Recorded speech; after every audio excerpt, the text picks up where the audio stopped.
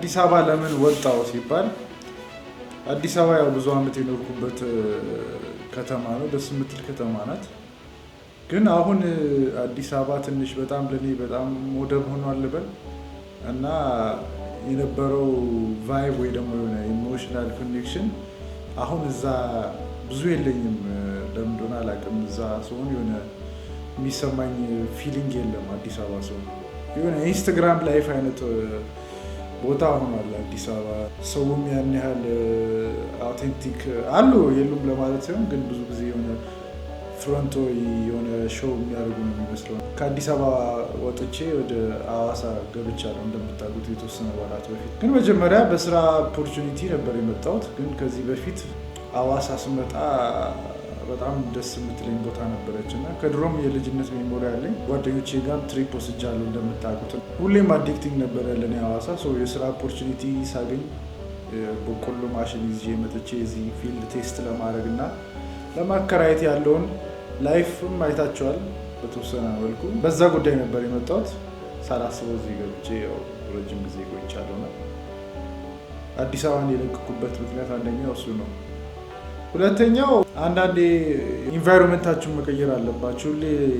ሁሌ ደሴም ቦታ እኮ ነው ያላችሁት የምታድጉ አይመስለኝም። ፐርስፔክቲቫችሁን መቀየር አለባችሁ እና ትንሽ አይምሯችሁን ኤክስፓንድ ማድረግ አለባችሁ። ለዛ ምክንያት የሆነ ነቅነቅ ለማለት ቀየር ለማለት ሲነሪውን እዚህ መጥቻለሁ። ያው የተወሰነ ከተማዎች ኮንሲደር አድርጌያለሁ፣ አሁንም እያደረኩ ነው። ግን ሐዋሳ ከተማዋ ዴቨሎፕድ ናት። በዛው ልክ አይ ፊል ላይክ የከተማና የኔቸር ፐርፌክት ባላንስ በጣም ከተማነት የለበትም። ማቴሪያሊስቲክ ነገር ስታተስ ምናምን ላይ ሳይሆን ሰው በቃ ሃምብል ሎኪ ሪላክስድ ላይፍ ነው የሚኖረው እና እኔ ደግሞ የራሴን ስፔስ ፈልጌ ነው።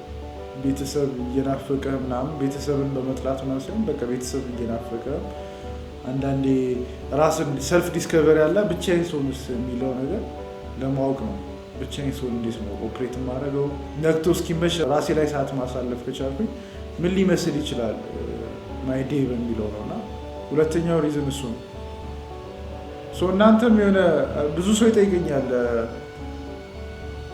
የሆነ የለመድከውን ህይወት ለቆ መሄድ ምን አይነት ብዙ ሰው ድፍረት ወይ ትልቅ ሪስክ ሊመስለው ይችላል። ግን ዋስተ ወርስት ዳክን ሀፕኒ ነው። ካልሆነ ቤት መመለስ ሁሉ ሌላ ነገር የለውም። ሪስኩን ወስዳችሁ የምትፈልግ ሁሉም ሰው ይህንን ስፔሻሊ ቲክቶክ ላይ ምናምን ፖስት በማድረግ ጊዜ ብዙ ሰው ሪች አውት አድርጋለሁ። እንዴት ነው እንደዚህ ልታደርግ ይቻልኩ? አንዴ የለመድከውን ህይወት ለቀ መውጣት። እኔ እንደማውቀው አንድ ላይፍ ነው ያለን። እሱን ላይፍ ይህንን እድል ደግሜ እንደማላገኘው አውቃለሁ። አንድ ህይወት ስለሆነ ያለኝ ማለት ነው። ስለዚህ የምፈልገውን ነገር አደርጋለሁ።